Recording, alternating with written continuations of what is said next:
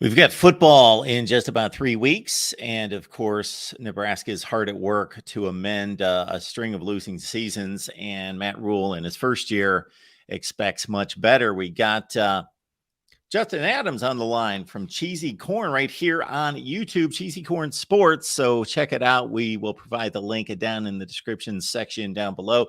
Justin will also be hosting our post-game coverage right here at the Voice of College Football after every Huskers game. So we are amped about that. Justin, how you doing today? I'm doing great, Mark. I appreciate you having me on, and I'm excited to get the season going and kind of get this all started and try to get hopefully some positive post games going, maybe some wins. So see if I can bring some good chi to the Husker channel a little bit. Yes, you will be a hero of sorts if you're able to bring a good vibe and a change in direction there, and everyone can attribute that to you. Yeah, it was because Justin started doing post game that our fortunes have turned. There we go. I'll take it. And again, Cheesy Corn Sports, yes sir, is the place to be right here on YouTube. All right, let's start running down this offense. And Jeff Sims, of course, the new guy coming in from Georgia Tech. And I got to say that I was not surprised he won the job, but I guess I was surprised in the manner that there was really no quarterback battle. He stepped on campus. Casey Thompson transferred not long after. And it's all up to Jeff Sims, who has a reputation more as runner than passer. But I know after hearing from him at Big Ten Media Days, he wants to correct that narrative. Yeah, exactly. And with Sims, I mean, I feel like we kind of saw the writing on the wall as soon as as Rule came in and handpicked him. I know Casey Thompson and the way Rule came in is he wanted to be respectful to the former starters and former players but he also had a real conversation with them. So I would imagine that maybe somewhere along the way he had a conversation with Casey about that, about how Jeff Sims was probably more so his guy. But to your point, like you said, Jeff Sims, great runner.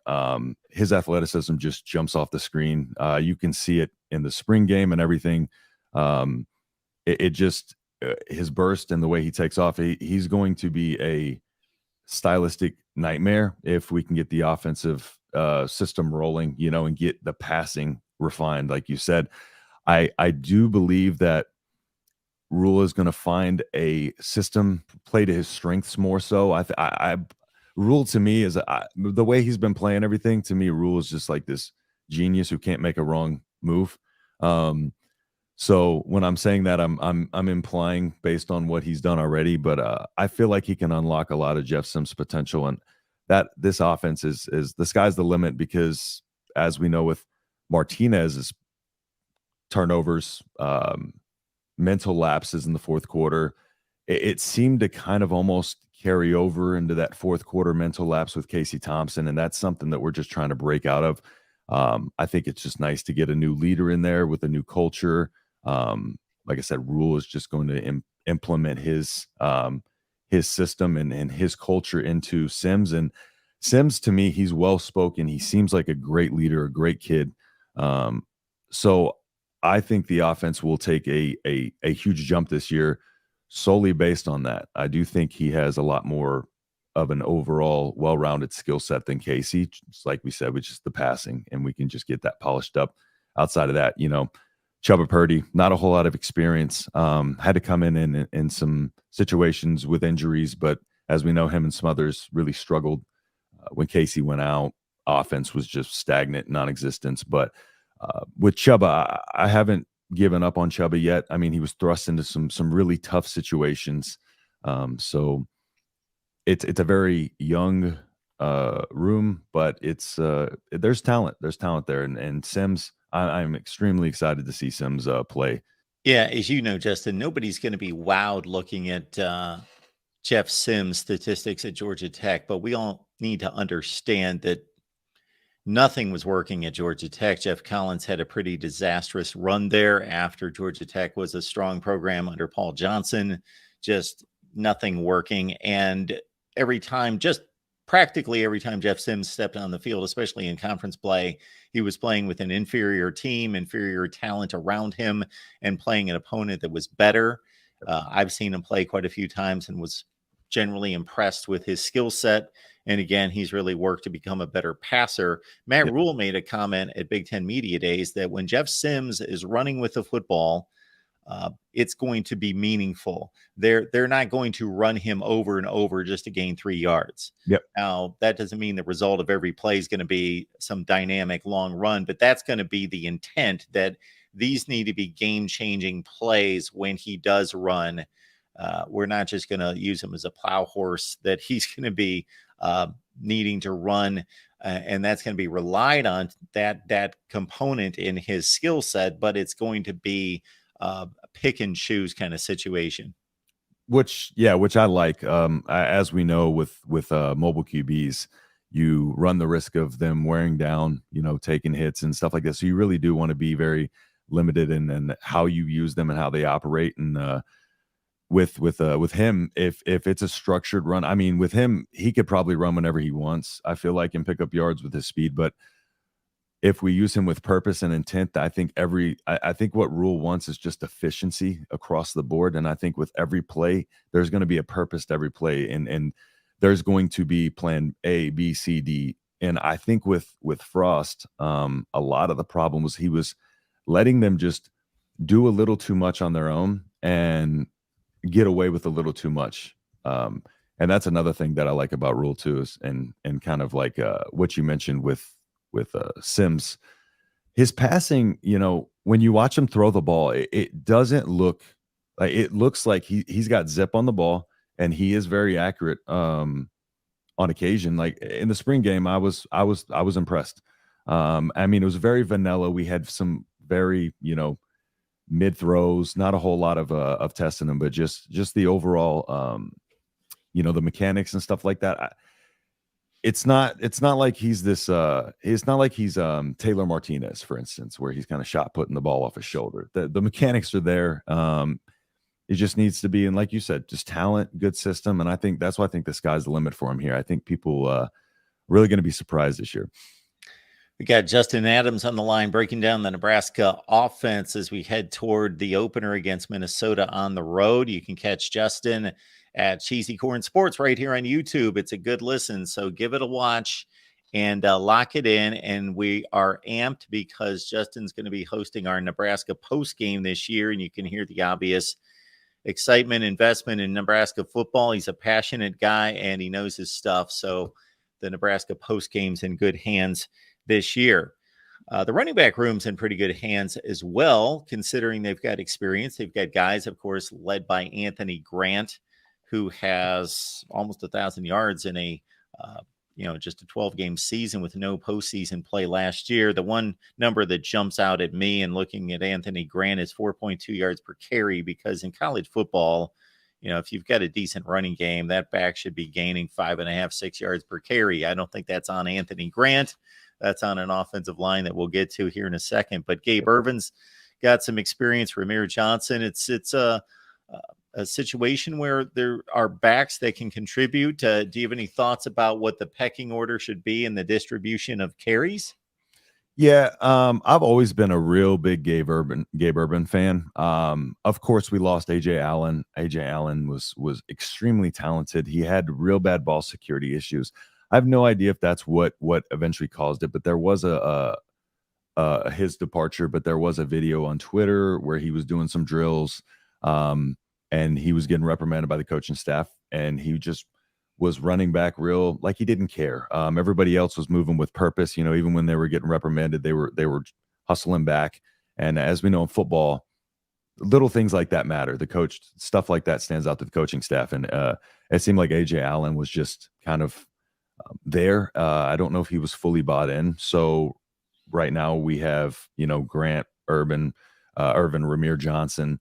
And I do believe probably Grant will be the guy, but I think it'll be between him and Irvin.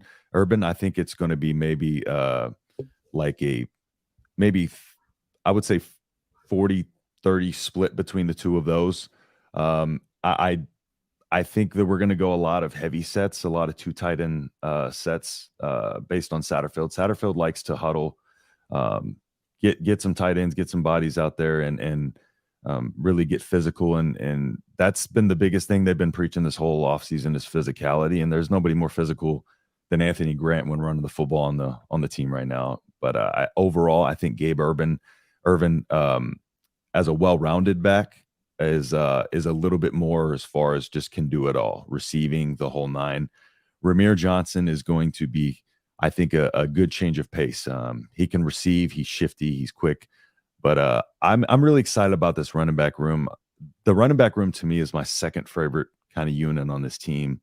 Might bump up to the first. My first was defensive backs, but with the Miles Farmer departure, that running backs may slide up to the top. But I'm super excited to see what Anthony Grant does this year and Gabe Irvin in a much higher leverage role. Justin, you talked earlier about once Casey Thompson left the field due to injury, the offense just shut down, and we'll see if the backup quarterback play is where it needs to be. We may or may not need to see that, of course, this year based on necessity and injury and so forth. But Trey Palmer, of course, just lit it up when he had Casey Thompson there with him. Mm-hmm. And once Casey Thompson wasn't there, wide receiver being the most dependent position on the field, nobody getting the football, and he just shut down from there. Of course, he's gone off to the NFL, but just a remarkable season. Absolutely. When Casey Thompson was on the field for Trey Palmer. Xavier Betts comes back, and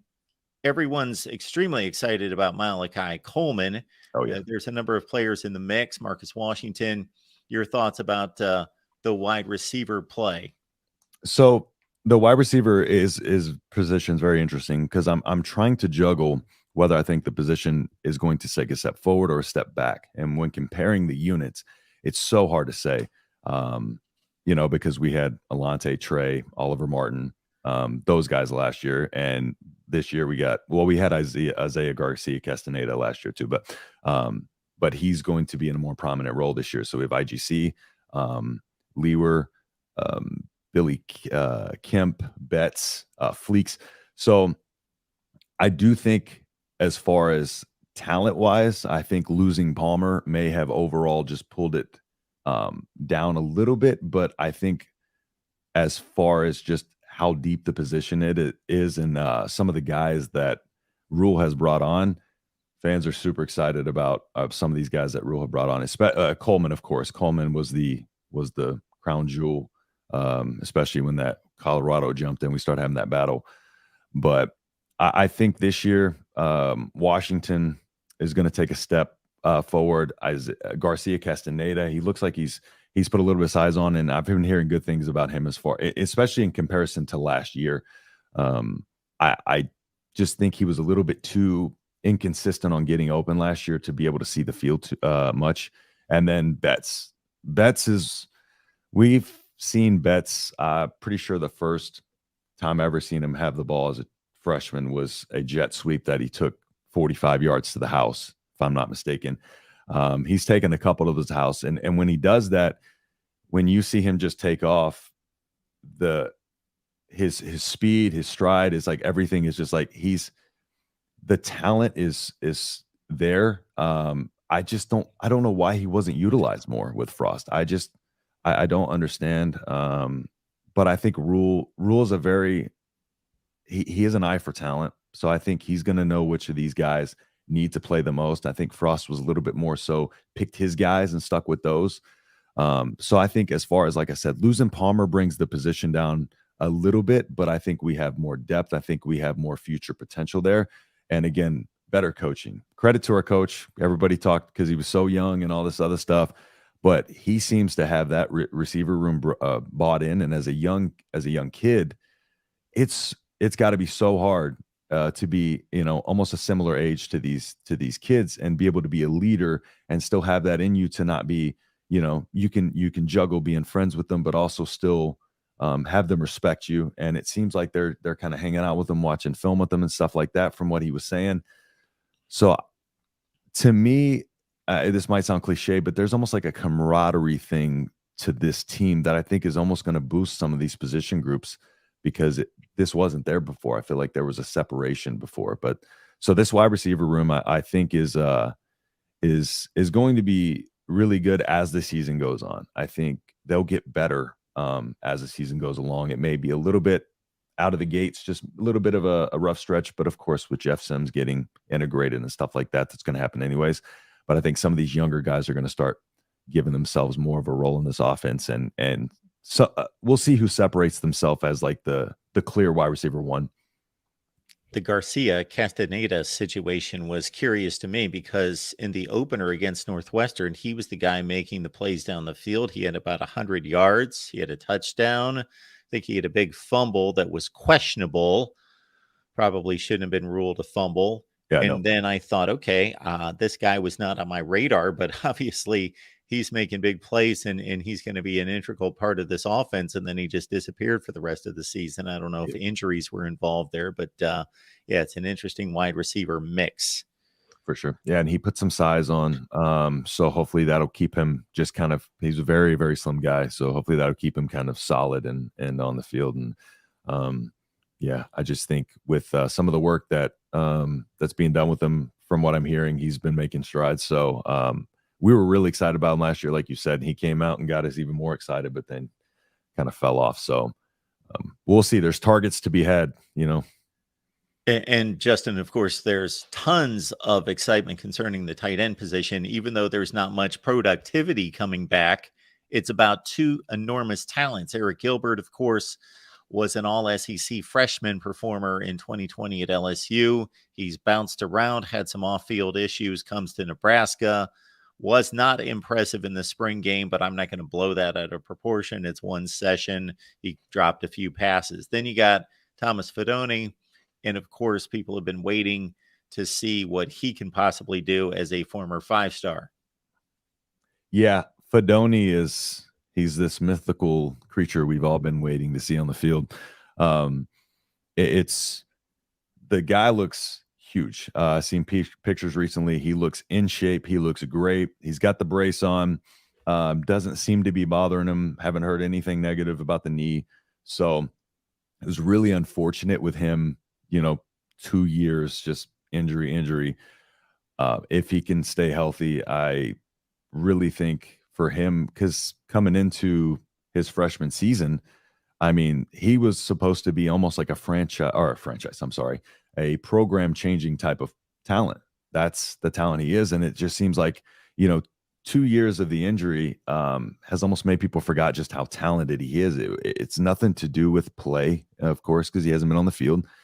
If he can come back from this injury 100%, which people come back from these injuries 100% all the time in modern medicine, it's come back even better sometimes. But if he can come back and stay healthy, I still think he has that program changing talent, because nothing's changed. He's gotten bigger. He's been training hard. He's a hardworking kid. So I only think that he's probably gotten better and refined his skills. So with Satterfield running these two tight end sets, especially, I do think we're going to see a lot of both tight ends on the field. We'll get a little bit of a Fidone, Borkacher, and Eric Gilbert, and of course, then we have Carter Nelson coming up for next year. But I just overall, I'm super excited about the tight end position, but it's just so much of an unknown right now that it's really, really hard to say. We're all just kind of speculating at this point, because there's really Fidone, of course, is the guy as far as just pure talent goes. Oh, I know that Eric Gilbert was a great, highly rated recruit out of high school as well, but his college play is kind of what kind of knocked him down a little bit. I believe he was a 5-star, if I'm not mistaken, right? Eric Gilbert? Yes. Yeah, so he was a 5-star. And so I just don't think he came out and quite lived up to those expectations. Of course, being on the team he was on, that's a little bit difficult to kind of stand out. But I think Fidone's going to be the guy this year. I think Gilbert will be on the field with him a lot, but I think Fidone's going to be the clear target hog in this. And I think Fidone's going to be almost used as just almost just like he might end up being the wide receiver 1 or 2 on this team as far as just targets and everything goes when it comes to it. But Gilbert I'm had excited. a strong freshman season there at Yeah, LSU. Of course, they had lost to Joe Burrow and were breaking in Miles Brennan. He got hurt, so they had some quarterback issues. It was, of course, the COVID year, so it wasn't a complete season. You got to take that into consideration with statistics, but he caught 35 balls, and then it kind of came unraveled yep, for him after that. Off the field issues, went to Florida yep. for just a couple months, never played, never practiced That with was Florida, interesting. just was there for a couple months, then lands in Georgia and they're loaded at tight end and doesn't see the field. And I When you think got he also Bowers there, had some yeah. issues there as well. Yeah, it's just it's hard to establish yourself on when you got Bowers. That Florida situation was really interesting. But yeah, like I said, the talent is there for both of them, but it's just hard to say that tight end room can either go off or we can end up at be the worst position group on the team. Just not a lot of I guess not a lot of fail safe options there. You know, you'd like a little bit more experience, but you take what you get, and like I said, talent's there. So let's just hope it pans out, and we got the good coaches in place to make sure we get the best out of these guys. So We've got Justin Adams here to break down the Nebraska offense. Cheesy Corn Sports is a destination where you can find Justin's work there right here on YouTube, Cheesy Corn Sports. And Justin is hosting our post game here at the Voice of College Football, GBR. So lock it in, get set for Minnesota, of course, take in the game, and then join Justin right here on our Nebraska channel directly after the Gophers and the Huskers. And for Nebraska, of course, trying to break this streak of losing Big Ten conference games to start the season. Can't have that, Justin. absolutely not. I cannot live with this anymore. 2001, that Eric Crouch jersey back there. Point at it. 2001. That was one of the first games. I was 11 for that national championship game. Eric Crouch, my favorite player of all time. One of the first memories of Nebraska football was that loss, and it's been downhill ever since. So I'm ready. I'm ready to kind of spin it uphill. And like I said, I'll take all the credit if it happens, but bear with me if we lose, don't blame me for that. I just want the credit if we win. Yeah, you can throw up your hands if the losing continues and say, hey, this was going on long before me. Yeah, So exactly. I just showed up in the middle of it. Blame Mark. But we're expecting better. Maybe they get to a postseason game for the first Absolutely. time since 2016, I believe. Yep. Offensive line. Ben Scott comes in to play some center from Arizona State, and I'm looking at 120 career starts coming back to an offensive line that's been much maligned in recent years. Yeah. I mean, we got Prohaska, Nwili. I don't know if I say his name right. I think it's Nwili. Ben Scott, like you mentioned, Ben Scott's going to be huge as the new starters, and then we have Corcoran, Turner Corcoran, and Ethan Piper. The thing about those guys, they're very flexible and they can move around a little bit. And then we got Henry Lutovsky. I think Lutovsky needs to should take a big step forward this year. But the offensive line is all of our biggest fear, because for the as long as Nebraska's been bad, one of the biggest issues has been the offensive line, especially in the Big Ten. It's a nightmare.